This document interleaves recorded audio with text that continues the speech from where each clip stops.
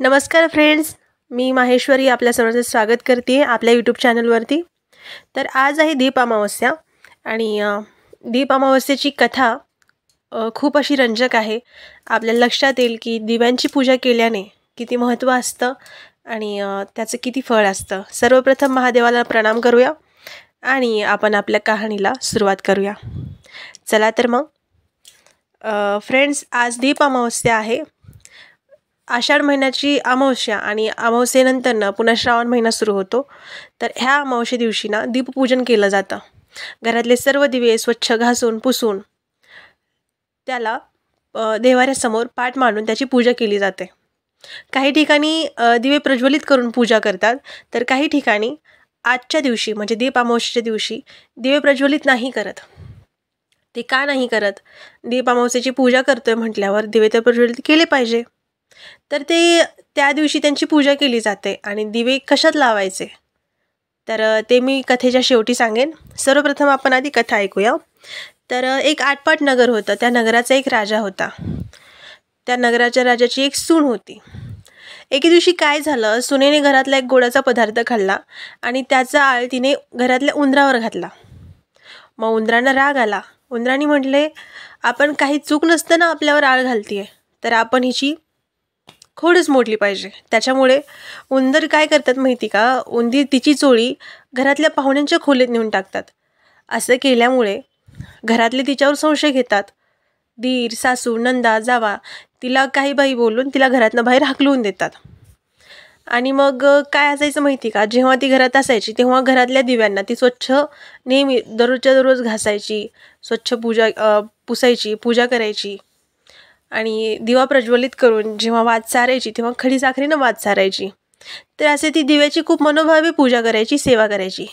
त्यानंतर एके दिवशी असं झालं की दिव्याची अमावस्या आली आणि दीप अमावस्येच्या दिवशी त्या घरात तो जो राजा होता, तो राजा बाहेर जंगलात शिकारीसाठी गेला आणि शिकारीसाठी गेल्यानंतर थोड्या वेळानं तो दमला आणि तो एका झाडाखाली थांबला।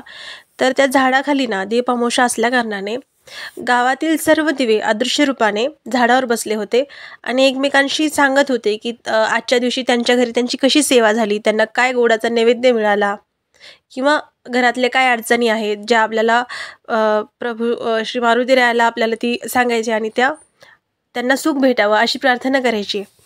तर मग सर्वजण सांगू लागले की बाबा मला असं गोडाचा नैवेद्य भेटला, आमच्या घरी असं असं काहीतरी चालू आहे। त्यामध्ये राजाच्या घरचा सुद्धा दिवा होता। राजाच्या घरच्या दिव्याने सांगितलं की काय सांगू बाबा, आजची माझी काही सेवा नाही झाली। तर बाकीचे विचारतात काय झालं रे बाकीचे दिवे।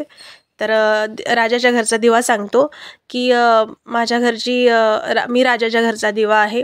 राजाची सून माझी खूप चांगली सेवा करायची, मला गोडाचा नैवेद्य दाखवायची, खडी साखरेनं वात सारायची, मनोभावे पूजा करायची। पण एके दिवशी तिनं गोडाचा एक पदार्थ खाल्ला आणि उंदरावर आळ घातला आणि मग उंदराने तिची खोड मोडण्यासाठी तिची चोळी पाहुण्यांच्या खोलीत नेऊन टाकली। अशा प्रकारे मग तिच्यावर सासू नंदानी संशय घेतला आणि तिला घराबाहेर काढलं आणि त्यामुळे माझी आज कुणी सेवाच नाही केली। मग तेव्हा मग तो दिवा म्हणतो की ती कुठे का असेना सुखी राहावी असा मी तिला आशीर्वाद देतो। तेव्हा राजाच्या लक्षात येतं की आपल्या सुनेची चूक नाही आहे, ती निरपराध आहे। त्यामुळे राजा काय करतो, राजा त्याच्या सुनेला परत घेऊन येण्यासाठी मेना पाठवतो, सुनेला घरी आणतो आणि मग पुन्हा सून घरामध्ये तशीच देवाची पूजा आणि दिव्याची पूजा करू लागते। तर जसा तो दिवा तिला प्रसन्न झाला तसा तुम्हा आम्हा सर्वांना हो अशीच देवाच्या चरणी प्रार्थना।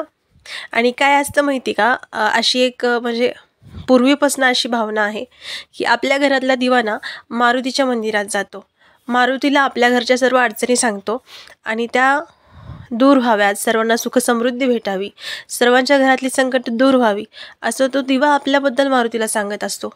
अशी पूर्वीपासूनची मान्यता आहे। तर फ्रेंड्स, आपण सर्वांनी तसेच सेवा करावी दिव्याची। आणि दुसरी गोष्ट मी मगाशी सांगितलं की जर आजच्या दिवशी दिवा प्रज्वलित नाही करायचं तर काय लावायचं, तर आजच्या दिवशी आपण मातीचा दिवा लावू शकतो किंवा कणकीचा दिवा लावू शकतो प्रज्वलित करण्यासाठी आणि उर्वरित जे दिवे आहेत त्याची पूजा करायची। ह्याची सुद्धा पूजा करूनच पुन्हा ते प्रज्वलित करायचं. तर अशा प्रकारे आहे ही दीप अमावस्येची कथा. आणि आपल्याला जर व्हिडिओ आवडला असेल तर लाईक करा आणि त्यासोबतच शेअर आणि सबस्क्राईब करा. थँक्यू.